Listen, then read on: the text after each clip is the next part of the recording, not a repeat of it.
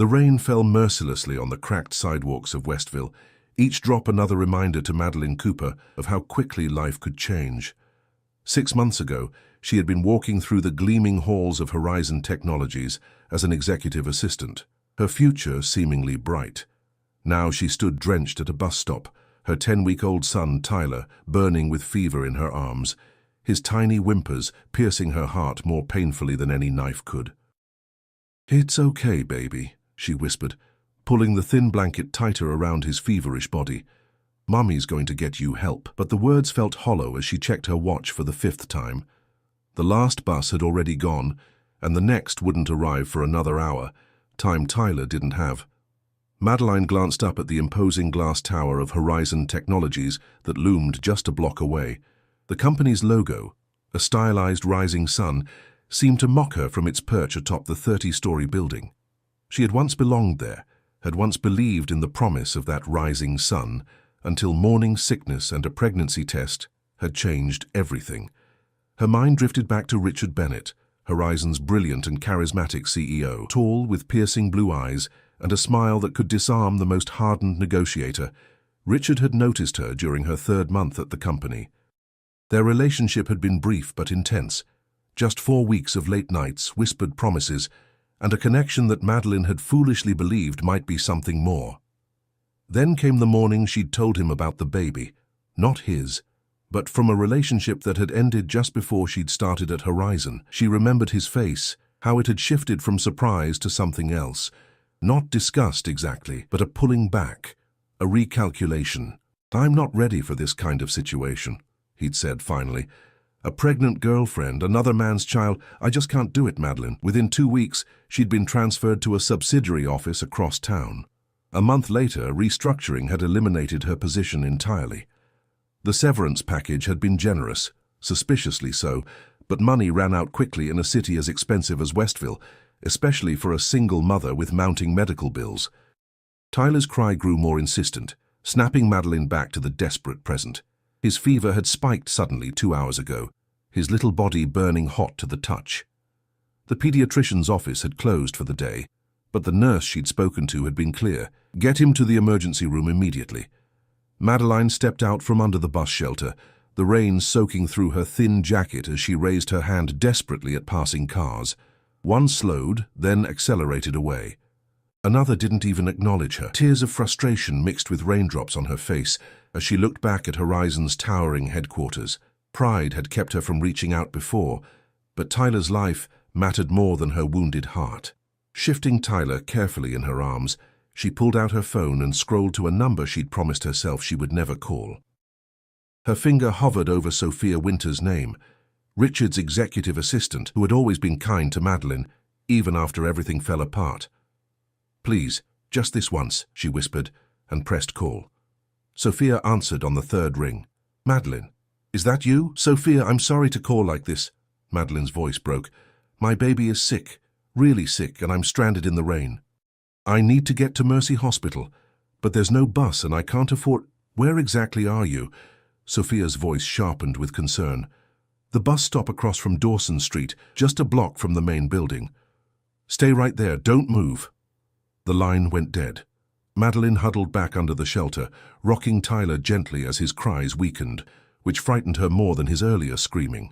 10 minutes passed, each second stretching like an eternity, as she whispered prayers and promises to her son. Then she heard it, the distinctive growl of a high-performance engine cutting through the patter of rain.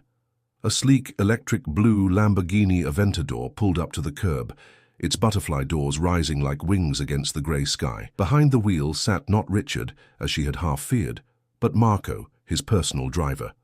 "Ms. Cooper," Marco called, jumping out with an umbrella. "Mr. Bennett sent me to take you and your son to the hospital." Stunned, Madeline allowed Marco to usher her into the passenger seat of the luxury sports car, its leather interior more expensive than everything she owned combined.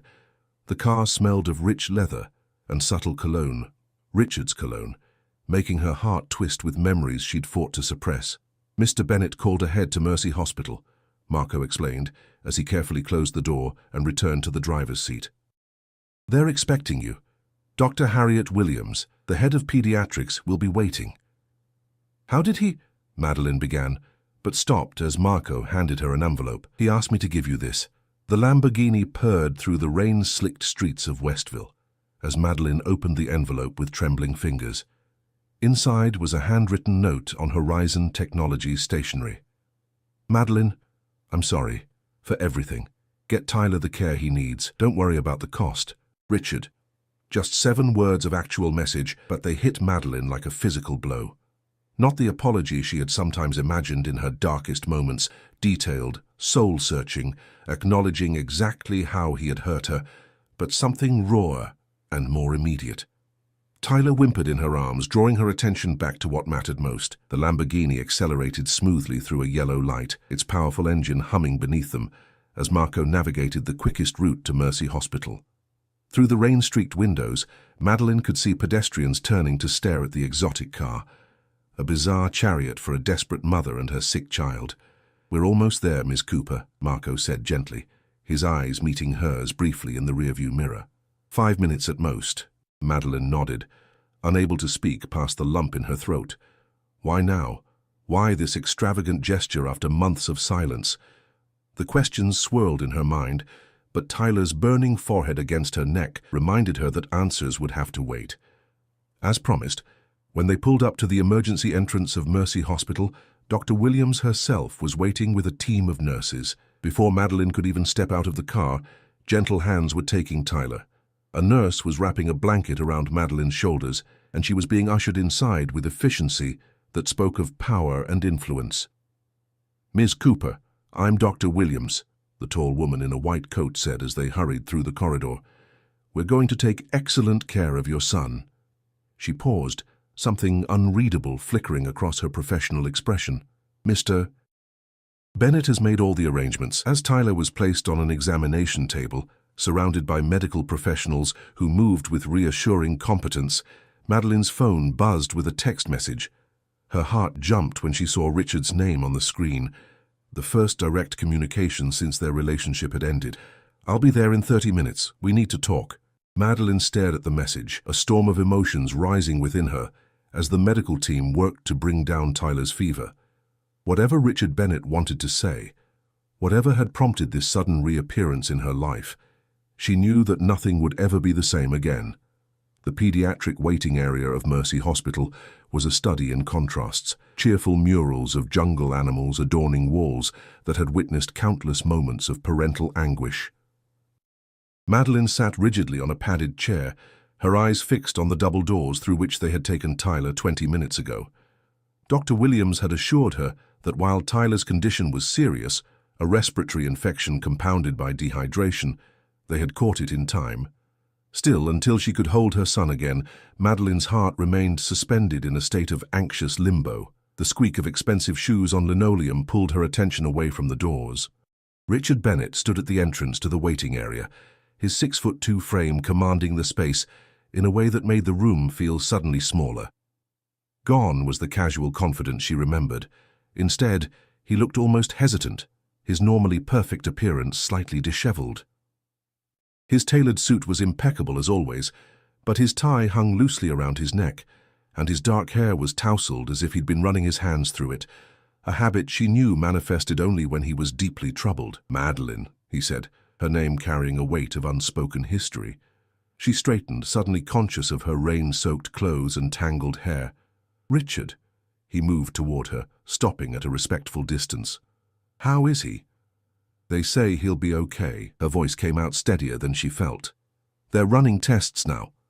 Richard nodded, lowering himself into the chair across from her. For a moment, neither spoke, the antiseptic hospital air heavy between them. Thank you for sending the car, Madeline finally said, professional politeness a shield against deeper emotions. Tyler needed to get here quickly. Of course. Richard's eyes, those startlingly blue eyes that had once made her heart race, studied her face. Sophia told me it was an emergency. The Lamborghini was the fastest car available. A flash of irritation cut through Madeline's gratitude. Of course it was. Richard Bennett, with his collection of luxury vehicles, his penthouse overlooking the bay, his life of effortless privilege. Sending his flashiest car felt almost like a reminder of everything she'd lost, everything Tyler would grow up without. It was certainly Noticeable, she said carefully. A ghost of a smile touched his lips. Marco said you looked surprised. What did you expect? I haven't heard from you in 6 months and suddenly there's a $250,000 sports car picking me up from a bus stop. The words came out sharper than intended, breaking through the civil facade she'd planned to maintain. Richard flinched, the reaction so subtle anyone else might have missed it. I deserved that. I didn't say it to hurt you, Madeline sighed, suddenly too tired for anger. It's just been a long day in a series of long days. His gaze dropped to his hands, strong hands that had once traced paths along her skin with exquisite tenderness. How have you been, really? The simple question cracked something inside her. How had she been? Terrified, exhausted, determined, lonely, stronger than she ever thought possible, sometimes all within the same hour. I've been surviving, she said finally. Working 2 jobs, living in a studio apartment in West Side Heights. Loving my son. She met his eyes directly. Tyler is everything to me. Richard nodded slowly. I can see that. He hesitated, then added, You named him Tyler. It's a good name. It was my grandfather's name, Madeline explained, remembering the kind man who had raised her after her parents died. He was the best person I've ever known. Tell me about him. Your grandfather, Richard said, and Madeline found herself surprised by the genuine interest in his voice.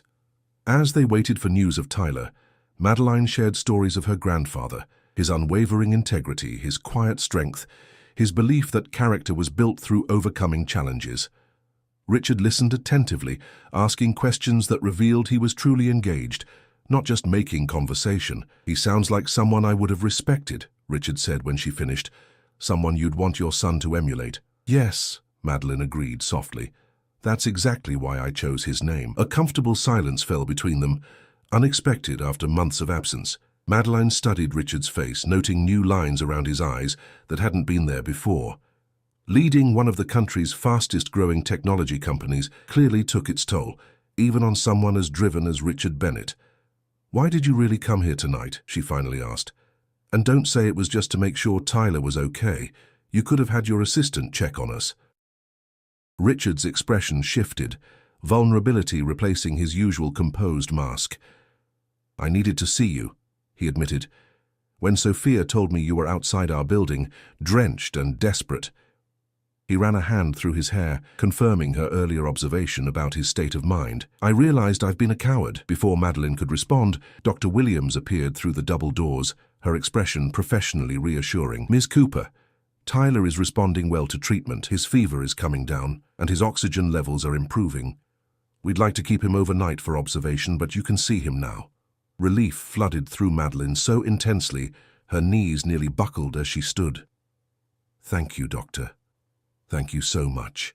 As she moved to follow Dr. Williams, Richard rose as well. Would it be all right if I came too? He asked, his tone making it clear he would accept her refusal without question. Madeline hesitated, then nodded. She wasn't ready to pass the complicated emotions his presence evoked, but something in his demeanor, a genuine remorse perhaps, made her unwilling to shut him out entirely. Tyler lay in a specialized pediatric crib, his tiny body connected to monitors that beeped reassuringly. His cheek still flushed with fever, but his breathing seemed easier, less labored than before. Madeline rushed to his side, gently touching his hand, counting his perfect fingers as she had done countless times since his birth. Richard hung back, his tall frame awkward in the small hospital room, his expression a complex mixture of awe and uncertainty as he gazed at the infant. He's beautiful, he said softly. He is, Madeline agreed, her entire world narrowed to the rise and fall of Tyler's chest. A nurse entered with a rocking chair. You can hold him if you'd like, Ms. Cooper. It's good for both of you. With practiced movements, Madeline lifted Tyler from the crib, cradling him against her chest as she settled into the chair. The weight of him in her arms, even sick, was the most perfect burden she had ever carried. Richard watched them, his eyes reflecting something Madeline couldn't quite name. I've made so many mistakes, he said, his voice barely above a whisper. We all have, she replied, not looking up from Tyler's face. Not like this. Richard moved closer, kneeling beside the rocking chair so they were at eye level. I need to tell you something, Madeline. Something I should have told you months ago. She looked up then, struck by the intensity in his expression. What is it? The real reason I pulled away when you told me you were pregnant. He took a deep breath. It wasn't because I didn't want to be with a woman who was having another man's child. It was because I was terrified. Terrified of what? Madeline frowned, genuinely confused. Richard Bennett, who negotiated billion-dollar deals without breaking a sweat. Terrified. Of failing another child, his voice cracked on the words. Of not being the father a child deserves. Madeline stared at him, the revelation settling between them like a physical presence. Another child? She repeated slowly. Richard, what are you talking about? His eyes, when they met hers, contained a pain so raw it took her breath away. I had a daughter, Madeline. Her name was Charlotte. She died 5 years ago. She was 3 years old. Silence enveloped the hospital room like a shroud, broken only by the steady beeping of Tyler's monitors. Madeline's rocking had stopped, her eyes fixed on Richard's face as she processed his words. You had a daughter, she repeated softly, the revelation reframing everything she thought she knew about the man kneeling before her. Richard nodded, his composed exterior crumbling further. Charlotte was born with a congenital heart defect. Her mother and I were already separated by then. The pregnancy had been unplanned, our relationship rocky at best. He swallowed hard. But the moment I saw Charlotte, none of that mattered. She was perfect, even with her broken heart. Tyler stirred in Madeline's arms, making a soft mewling sound that drew both adults' attention momentarily. When she looked back at Richard, she saw him blinking rapidly, fighting for control. What happened? She asked gently. For 3 years we lived between hospitals and home. I built Horizon's early success from hospital waiting rooms, coding while Charlotte slept after surgeries. A pained smile crossed his face. She was so brave, Madeline, braver than I could ever be. She called her scar her special line and told everyone it was where the angels had kissed her. Madeline felt tears welling in her own eyes. She sounds wonderful. She was everything. Richard's voice dropped to a whisper. Then one night her heart just stopped. The doctors tried everything, but she was gone, just like that. Instinctively, Madeline tightened her hold on Tyler, the visceral fear of such loss making her chest constrict. No wonder Richard had pulled away when she'd announced her pregnancy. He hadn't been rejecting her. He'd been protecting himself from potentially facing that devastating pain again. I'm so sorry, Richard, she said, meaning it completely. I had no idea. No one at Horizon does, except Sophia. After Charlotte died, I buried myself in work, built the company into what it is today. It was easier than facing the emptiness. He looked up, meeting her eyes directly. When you told me you were pregnant, it all came rushing back. The hospitals, the fear, the unbearable possibility of loving and losing again. Madeline nodded slowly, understanding dawning. So you pushed me away. I transferred you to protect you from the mess I'd become, Richard admitted. The severance package was my pathetic attempt at taking responsibility without actually having to face anything. I told myself I was doing the right thing, giving you a fresh start away from a man too broken to love properly. A nurse appeared in the doorway, checking Tyler's monitors before discreetly withdrawing. The interruption gave Madeline a moment to collect her thoughts, to process this revelation that had upended her understanding of the past 6 months. Why are you telling me this now? She finally asked. Richard stood, moving to the window that overlooked the hospital's illuminated garden. When Sophia told me you were standing in the rain, desperate to get your sick baby to the hospital, he trailed off, his shoulders tense. It was like the universe was giving me a second chance to make the right choice. I couldn't fail another child, another mother. Tyler isn't your responsibility, Madeline said carefully. Richard turned back to face her. No, he's not. But you deserved better than what I gave you, Madeline. Both of you did. Before she could respond, Dr. Williams returned, accompanied by a younger doctor who introduced himself as Dr. Patel, a specialist in pediatric respiratory conditions. Ms. Cooper, we've completed our analysis of Tyler's blood work, Dr. Williams explained. He has a relatively rare type of respiratory infection that requires specialized treatment. Fear gripped Madeline's heart. Is it serious? It can be if not treated properly, Dr. Patel said. But we've caught it early, which is excellent. The treatment protocol is very effective, but it's specific. A course of 2 advanced antibiotics, administered intravenously over 3 days, followed by a month of oral medication. Whatever he needs, Madeline said firmly, mentally calculating how many extra shifts she would need to work to cover the costs, even with her basic insurance. Dr. Williams and Dr. Patel exchanged glances. "There's one complication," Dr. Williams continued. "The treatment is relatively new and considered experimental by some insurance providers, meaning my insurance won't cover it," Madeline concluded, her heart sinking. "We've already initiated treatment," Dr. Williams assured her. "Mr. Bennett has arranged for all expenses to be covered under Horizon Technologies' premium healthcare plan." Madeline's head snapped toward Richard, who stood quietly by the window. "You did what?" "It's already done," he said simply. "Tyler will get the best care available." After the doctors left, promising to return in an hour to check on Tyler's progress, Madeline carefully placed her sleeping son back in his crib. Her emotions churned in a confusing mixture of gratitude, pride, and frustration. "You had no right to make that decision without consulting me," she said, turning to face Richard. "You're right," he acknowledged. "I overstepped, but I couldn't stand by and let financial concerns impact Tyler's treatment." "I can take care of my son," Madeline insisted, her voice low but intense. "I've been doing it alone for 6 months." "I know you can," Richard replied. "You're one of the strongest people I've ever met, Madeline. But you shouldn't have to do everything alone, especially not this." She wanted to argue further, to maintain the independent life she'd built since leaving Horizon, but Tyler's health transcended pride. "Thank you," she finally said, "for Tyler." Richard nodded, accepting both her thanks and the boundary it established. They fell into silence again, the weight of revelations and decisions hanging between them. "I should let you rest," Richard said eventually, moving toward the door. "I've taken up enough of your evening with my confessions." "Wait," Madeline said, surprising herself. "There's something I need to tell you, too." Richard paused, his hand on the doorframe. "What is it?" Madeline took a deep breath, the secret she'd carried for months suddenly demanding release. "Tyler's father. He's not just some ex-boyfriend who disappeared before I started at Horizon."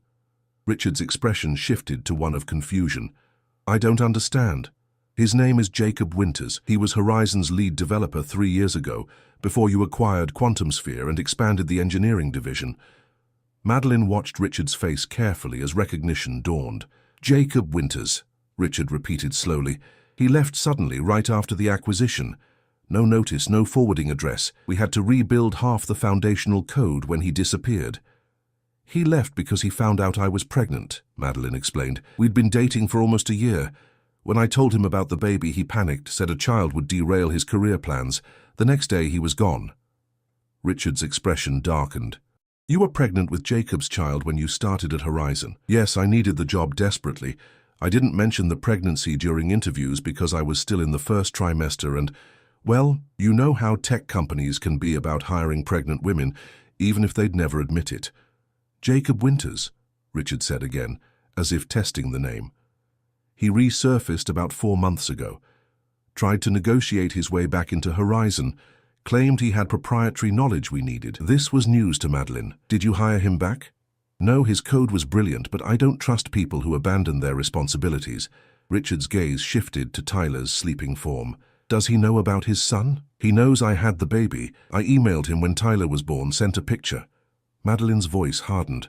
He replied with a link to a website about terminating parental rights and a message saying he'd sign whatever was needed to keep things clean, as he put it. Richard's expression transformed, a cold anger settling in his features that Madeline had seen only once before, when a competitor had attempted to steal Horizon's intellectual property. "Jacob Winters," he said for the 3rd time, each syllable precise, "is a coward and a fool." The monitors attached to Tyler suddenly emitted a series of rapid beeps. Before either of them could react, the door burst open as Dr. Williams and 2 nurses rushed in. "His oxygen levels are dropping," one nurse announced. "Pulse is elevated 1 to 60 and climbing," said another. Dr. Williams moved to Tyler's side, her movements swift and precise. "We need to intubate. Get the pediatric respiratory cart in here now." "What's happening?" Madeline cried, fear clawing at her throat as she was gently but firmly moved aside. "Tyler's condition has deteriorated unexpectedly," Dr. Williams explained, her focus never leaving the infant. "The infection is affecting his lungs more aggressively than we anticipated." "But you said he was responding to treatment," Richard interjected, his face pale. "He was," Dr. Williams confirmed grimly. This is unusual. We need to get him stabilized and then reassess our approach. As medical personnel swarmed the small room, Madeleine felt her knees weaken. Richard was instantly beside her, his arms supporting her waist as he guided her to a chair. "He'll be okay," he murmured, though his own voice trembled. "Dr. Williams is the best in the country." Madeleine nodded numbly, watching as the medical team worked on her son with terrifying efficiency. In that moment, all the complications between her and Richard faded to insignificance. All that mattered was Tyler, fighting for each breath in a hospital crib that suddenly seemed much too large for his tiny body. The pediatric intensive care unit maintained a deceptive quietness, the gravity of its purpose cloaked in soft lighting and gentle colors. Madeleine sat beside Tyler's crib, her hand resting on his arm, careful not to disturb the various tubes and wires that connected him to machines, keeping constant vigil over his vital signs. It had been 36 hours since his sudden crisis, 36 hours of fear, exhaustion, and desperate prayers. Richard entered carrying 2 cups of coffee, his normally immaculate appearance showing signs of the same sleepless vigilance. His suit jacket was gone, shirt sleeves rolled up, stubble darkening his jaw. He handed 1 cup to Madeleine, their fingers brushing briefly in the exchange. "Any change?" he asked, settling into the chair beside hers. "Dr. Williams says his latest blood work shows improvement," Madeleine replied, her voice hoarse from fatigue. "The new antibiotic combination seems to be working." Richard nodded, relief softening his features. "That's good news." They sat in companionable silence, the events of the past 2 days having forged an unexpected alliance between them. Richard hadn't left the hospital except once to retrieve essential items from his apartment and arrange for Madeleine's studio to be cleaned and stocked with groceries, a gesture she had been too exhausted to protest. "I spoke with Dr. Patel this morning," Richard said after a while. "He's consulting with a colleague at Johns Hopkins about Tyler's case." Madeleine turned to him, alert despite her fatigue. "Why? Is there something they're not telling me?" "No, nothing like that," Richard assured her quickly. "Tyler's improving, but Dr. Patel wants to ensure the recovery plan is optimal. This particular infection has some unusual characteristics." She nodded, returning her gaze to her sleeping son. Tyler's color was better today, the alarming bluish tinge around his lips replaced by a healthier pink. The ventilator had been removed the previous evening when he began breathing on his own again, a moment that had brought Madeleine to her knees in tearful relief. "I received an interesting call an hour ago," Richard said, his tone carefully neutral. "From Jacob Winters." Madeleine's head snapped up. "What? How did he even know about Tyler being here?" "He didn't," Richard replied, setting his coffee aside. "He called about a job. Apparently his current position at a startup in Seattle isn't working out, and he's been trying to leverage his way back into Horizon for months." "And he called you directly?" Madeleine frowned, knowing the protocols at Horizon rarely allowed direct access to the CEO. "No. He called HR again, but this time he mentioned your name. Said you could vouch for his character." Richard's expression darkened. "HR flagged it for Sophia, who passed it to me." Disbelief and indignation flared within Madeleine. "He used my name? After everything?" "I took the call," Richard continued, a hint of satisfaction in his voice. "I thought you might want to know what happened." Despite everything, curiosity flickered in Madeleine's exhausted mind. "What did you say to him?" "I informed him that Horizon doesn't hire individuals who abandon their children and attempt to use the mother of their child as a professional reference." Richard's tone was matter-of-fact, but his eyes gleamed with a cold satisfaction. "Then I told him that if he ever contacted you again without your explicit permission, Horizon's legal team would ensure he regretted it thoroughly." A startled laugh escaped Madeleine, the sound strange in the quiet hospital room. "You didn't." "I did," Richard confirmed with a slight smile. "I also mentioned that his coding style was always unnecessarily convoluted and that we'd improved on his foundation substantially since his departure." "That probably hurt him more than the legal threats," Madeleine said, knowing Jacob's pride in his technical abilities. "Most likely," Richard agreed. His expression grew serious again. "I hope I didn't overstep. I know Tyler is your son, and decisions regarding Jacob are yours to make." Madeleine considered this, watching Tyler's chest rise and fall in peaceful sleep. "No, you didn't overstep. Jacob made his choice long ago." She paused, then added quietly, "Thank you for standing up for us." Richard's hand moved to cover hers where it rested on the edge of Tyler's crib. "Always," he said simply. The moment stretched between them, laden with possibilities neither was ready to name. Before either could speak again, Dr. Williams entered, her professional demeanor lifted by a genuine smile. "Tyler's latest test results are excellent," she announced. "The infection is responding to treatment exactly as we'd hoped. If he continues improving at this rate, you'll be able to take him home tomorrow." Madeline's eyes filled with tears of relief. "Really? Tomorrow?" "Really," Dr. Williams confirmed. "He'll need to continue the oral antibiotics for 4 weeks, and we'll want to see him for follow-up appointments. But the crisis has passed." After the doctor left, promising to return later that evening, Madeline found herself overwhelmed by emotion, relief, gratitude, and bone-deep exhaustion washing over her in powerful waves. Without thinking, she turned to Richard, who opened his arms just as she leaned forward. The embrace felt natural, necessary, a physical acknowledgement of the strange journey they had shared over the past 2 days. "He's going to be okay," she whispered against his shoulder. "Yes, he is," Richard agreed, his arms secure around her. "You both are." When they separated, something had shifted between them, a barrier dissolved, a possibility acknowledged. Richard cleared his throat, suddenly looking uncharacteristically uncertain. "Madeline, there's something I'd like to discuss with you." "Not now," he added quickly. "When Tyler is home and settled, when you've had time to rest." "What is it?" she asked, curiosity mingling with a flutter of anticipation.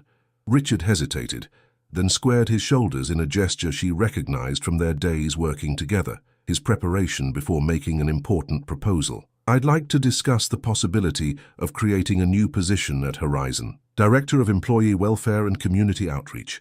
His eyes held hers steadily. "The role would involve overseeing our benefits programs, particularly healthcare and family support services, as well as developing initiatives to better serve the Westville community." Madeline blinked, processing his words. "And you're offering this position to me?" "Yes," Richard confirmed. "Your experience, both professional and personal, makes you uniquely qualified. You understand what families need, what workers juggling multiple responsibilities require to thrive. Horizon needs that perspective."